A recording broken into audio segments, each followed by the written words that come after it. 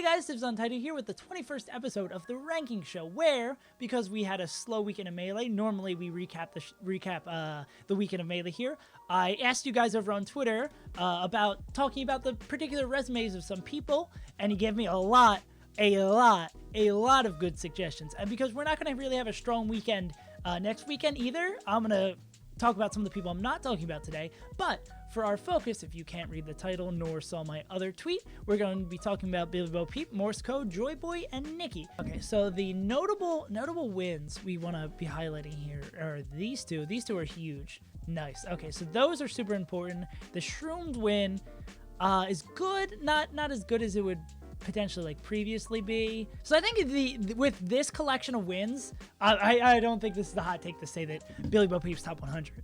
Like, no questions asked that he's going to make top 100 this year. It'd be ludicrous for him not to. What does Albert produce besides HFox win? Lucky win, Ginger win? Oh, no, maybe Albert gets ranked higher than him. But him not really having any like incredibly bad losses, definitely a big up-and-comer, definitely someone to keep your eyes out for. Here we go. But I think that's probably it for our discussion of Billy. The crowd says Germany. Nicki, what is your... So usually when I do my rankings, and I think most people probably do this because it gets really shaky, shadowy near the end portion of the rankings, is what I'll do is I'll sort everyone first into little categories, and then I'll start from 1 and rank all the way up. So I think what's really good for you, Nicki, is that by the time people are going to get looking at your results, they'll probably already have AMSA, probably not Albert ranked. They'll probably have AMSA and Prof ranked. And then when they come in here and see that you have multiple AMSA wins, or 2 and 5 against AMSA for the year, that'll be pretty good. And having, what's your record against Prof from just this? 2-1 against Prof. If that is your record for the year, that's going to be really dope. As sucky as this sounds, your ranking is going to rely heavily on where people put Prof. And I think that's kind of just like the European struggle. The only way I could see this getting a little sketchy is because there's a lot of players who have like 1 or 2 really good hallmark wins that are going to be in this like 70 to 100 range. But I think 2 Prof wins, Albert, Vortex, Boyd wins will hopefully be enough to carry you, Nicki. But it's looking pretty good. You're a good player. And I think anyone here watching or anyone who's seen you play and set or can look at these results and has any sort of knowledge of Europe knows that Nicki's a good player. Oh, we got a Morse and a Joyboy back-to-back. Oh, that's a lot of Morse. Okay, it looks like we're getting Morse. Having 2 wins over Moki is really good. Like, that locked him. These 2 tournaments locked him top 100. And having Spark is so good. I can't speak enough on how much I love Spark. But yeah, Morsecode makes top 100. You take your hand and cover up these tournaments don't happen, I'm not certain Morse makes top 100. Like, if this player you can tell from these results is good and beats players of note like Rocky and Get a War Machine and Ryan Ford and Zamu and Rick, this player locked for top 100, no questions. 2 wins over Moki, 2 wins over a top 20 player, incredible. Only lost to Lucky and Mango those 2 tournaments. Yo, incredible. Oh yeah, rip Hugs. Yeah, what are Hugs' best wins? Oh, he does have a Cody win. He does have that Cody win. Yeah. Hugs will probably be ranked. Yeah, Hugs should probably be ranked higher. Yeah, so we're going to finish off the night talking about Mr. Boy. Yeah, the Swedish, it's gonna, if it's just really the Swedish win carrying him, it's gonna depend on what everyone else in that category has in terms of like big wins. It wasn't an H-Flan, so this is not Joyboy.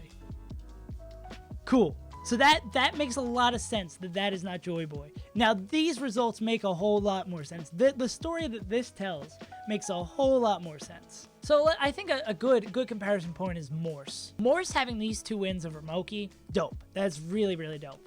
Joyboy having this win over Swedish and having these Kalvar Slox wins, having them well, more I think what's going to be looked at between these guys, like Kalvar Slox, like the big names in his region, is how his overall rate plays out against, like win rate plays out against them. Yeah, he's the only person we've talked about today I'm not willing to 100% commit to him making top 100. He should probably make it. And again, he's a good player. He's beating Kevin Maples, beating Swibber, beating Zito, beating Kalvar, beating Slox, beating Swedish, beating Prince of Boo.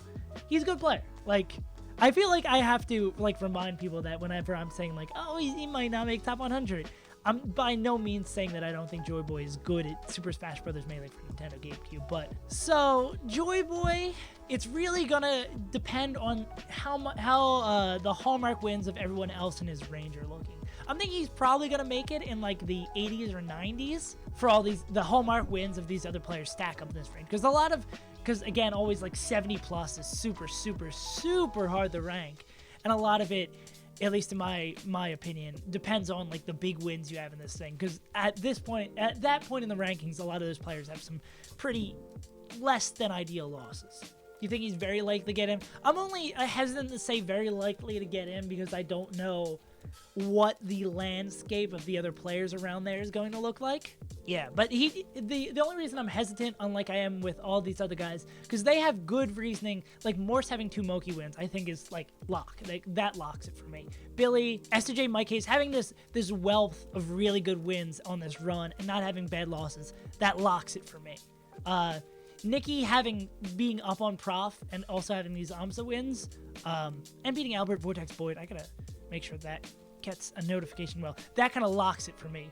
And that about does it for this video. And keep in mind, these opinions are not as well formulated as they would normally be for a video of this length because it came from like a 2.5 hour stream. So this is like severely cut down with a lot of discussion and other things taken out. And if the stream of that this came out of seems like something you'd be interested in, you can go down in the description, follow me over on Twitch. We have some lovely emotes too if you want to use your Twitch Prime on me, especially because in the coming weeks we're gonna have the ballot out, so I'm gonna be streaming the entirety of my ballot, as well as and I want you guys to leave some more names down in the comments below for more like quick resume reviews of the 2019 that you'd like to see from this year, because there's so many players I'd love to do like rising player spotlights on or take some time to individually talk to, but there's just so many good players that you should know about and I want to be more knowledgeable about. So I think this is like a happy medium in between this, and that what we can do in these weeks leading up to the ballot, so me and you guys are also all more informed going into the top 100 ranking. And yeah, that'll about do it for me. If you enjoyed, consider liking, subscribing, sharing over on Twitter, voting over on Reddit, all that jazz.